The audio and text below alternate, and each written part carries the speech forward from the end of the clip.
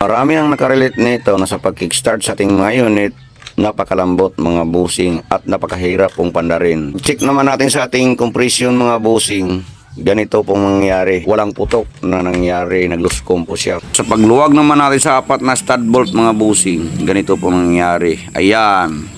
Laglustrade yung isa mga busing. Sa pag-check naman natin sa ating stud bolt mga busing, ganito pong nangyayari. Aray. Mayroong remedyong nangyayari. Pinukpok yung thread sa ating stud bolt. Mga paglinis naman natin sa ating chamber mga busing, ganito kadumi. At sa pag-check naman natin sa ating valve mga busing, ganito po ang nangyayari. Ayan, oh. Kaya po siya lusko mga boss, dali yung valve guide. Doon sa mga tulad itong may unit na din napalitan ng valve guide mga busing, so focus lang kayo dito mga busing, no? Or doon sa mga baguhang mekaniko na hindi pa alam kung ano ang tamang posisyon mga busing. Ayan. So nasalpak na po natin mga boss.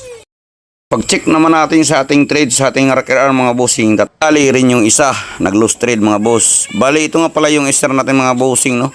So i-thread po natin mga busing, i-process po natin ang thread. Yung stock yung sukat mga busing ay 8mm mga busing, no? So ito na-finish na po natin. Doon sa mga tulad natong unit na ganitong senaryo sa inyong mga unit mga busing, so focus lang kayo dito. Sa pagbutas nga pala rin dito mga busing, so nilagyan po natin ng stopper sa lalim, no? Para hindi po pumasok yung mga kinain sa ating barina at doon sa ating hantap mga busing. Dahil mayroon pong nag-bust dito sa ating pag-retread mga busing na hindi natin ipakita yung ating pang-stopper silalim mga busing dahil lampas po yung butas niyan silalim, no? So ito na boss, shoutout nga po sa iyo. So ito na po yung full video natin mga busing sa pagbalik ng stock sa ating stud bolt mga busing, no? So ito na, nagbutas na po tayo ng tornilyo dahil dyan po natin mapasok yung ating stud bolt mga busing.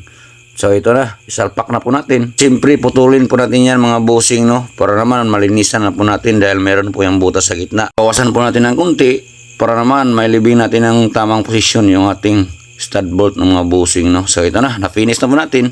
At doon natin salpak yung ating stud bolt mga busing. So hindi na ako naglagay ng dowel yan mga busing, no? Dahil napakahirap pong ipasok pong dowel natin dyan dahil medyo malaki na po yung tornilyo natin. Dahil kulang po tayo stall. So pasbidyan na tayo dito mga boss. Isalpak na po natin yung ating cylinder. Sinalpak na din yung apat na nut sa ating stud bolt mga busing at meron po tayong tornilyo sa bandang gilid at higpitan na po natin mga boss. Ang panghuli natin higpitan mga busing, itong ating stud bolt na nirepair mga boss dahil goods na. So ikabit na po natin yung ating post rod mga busing at itong ating rakiran mga boss. Dahil nasit na po sa tamang posisyon mga busing, so higpitan na po natin yung tatlong tornilyo mga busing, no? So sama na dito po yung oversize natin na tornilyo. At ang panghuli natin mga busing, itong ating valve clearance. So ito na, salpak na po natin tangki. Siyempre, panghuli natin mga busing, itong din spark plug cap. So try natin pandarin mga boss kung goods na ba itong unit natin. At check natin yung oil mga busing. Ayan. So goods na. At ito na po yung ating finish mga busing. Ayun, no? So napakatahimik na. Actually, i-tune muna natin ng konti mga boss dahil medyo mataas yung minor.